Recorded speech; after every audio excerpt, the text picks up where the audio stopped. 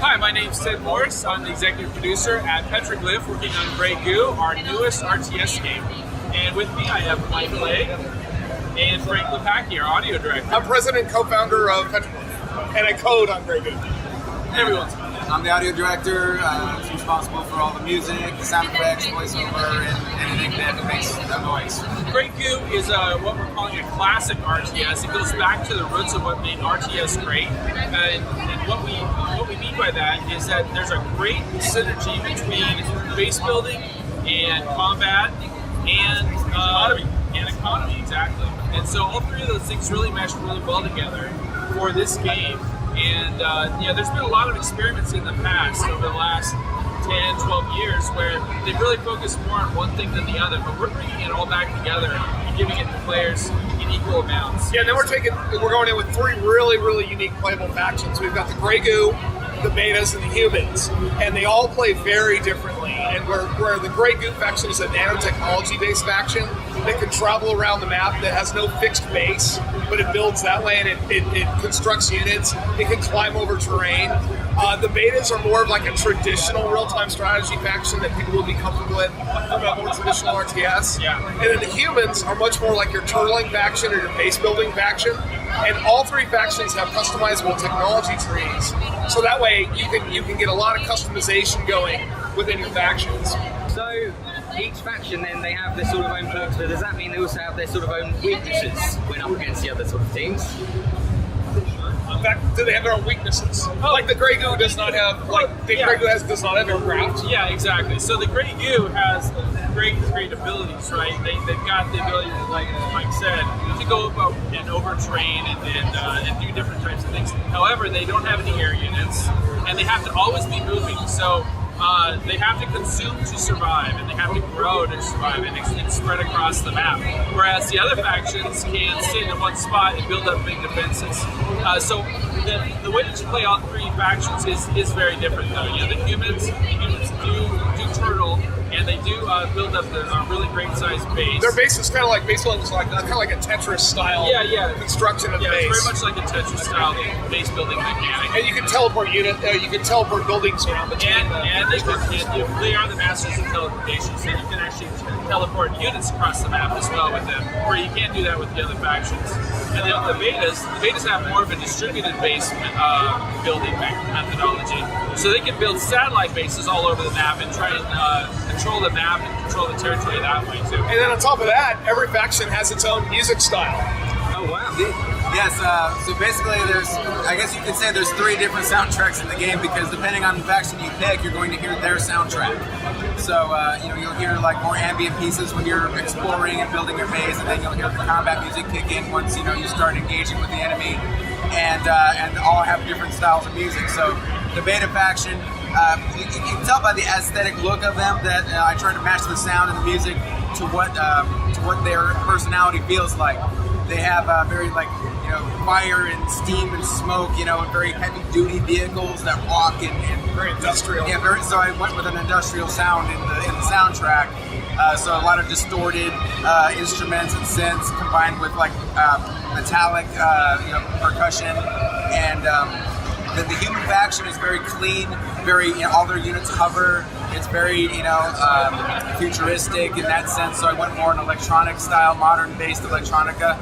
And then the Goo faction is because they're so mysterious in the way that they move and unorthodox. I went with a dark orchestral sound with choir mixed with dubstep.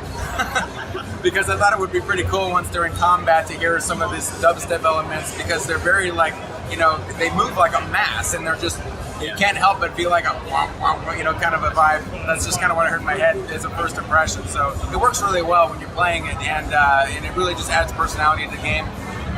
We were allowed to be creative and really explore, what can we do to make these things really stand out and be more unique, and that's part of the joy of working on the project. And then Frank just got back from Budapest. He went and recorded the orchestra and the choir there, so that for the soundtrack of the game, it has a real orchestra. Yeah, in the game. Absolutely. So the game is called Grey Goo. Does that mean that that's your favourite team then, or do you? Well, Grey Goo, it's really because it's kind of the heart and soul of what makes the game really different and strange. Yeah. It's where all the fiction is wrapped around. And what it is Grey Goo is a term in science for nanotechnology kind of run amok, where the nanotechnology was used for terraforming, and basically it self-replicated, it grew, and it actually gained sentience and gained intelligence. And so it is all about the goo, and that is a really weird faction that's in the game that we've never seen in other RTS before. It's amorphous the way it moves, and the core Grey Goo actually isn't even like pre-rendered by designers. Like they didn't sit down and model it and animate it. It's all procedurally generated through code and algorithms. It uses a technology called metaballs. So it oozes and it forms and it congeals and it climbs over things. And so that's what makes the goo kind of really unique and bizarre.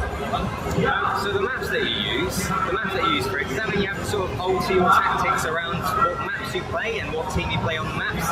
Yeah, absolutely. Yeah, so the maps play a big role in the strategies you can use as a player to win on that map. And basically what we've got is we've got terrain advantages like brush, where you can go under the cover of the trees and hide out and wait for units to go by and then attack them from the cover of the brush, so they don't see where the attack's actually coming from. We also use terrain height to your advantage. So if you go up on top of a mountain, you can see down in the valley below. See farther. Yeah, and you can also see farther, but they can't necessarily see up to you unless they have air units and they're scouting the area. And then, of course, we have the resources that are spread out around the map, and you're going to want to figure out how to defend those resources and use them to your advantage as well. And using those and keeping it defended is also a unique challenge depending on where you are on the map and which faction you're playing. How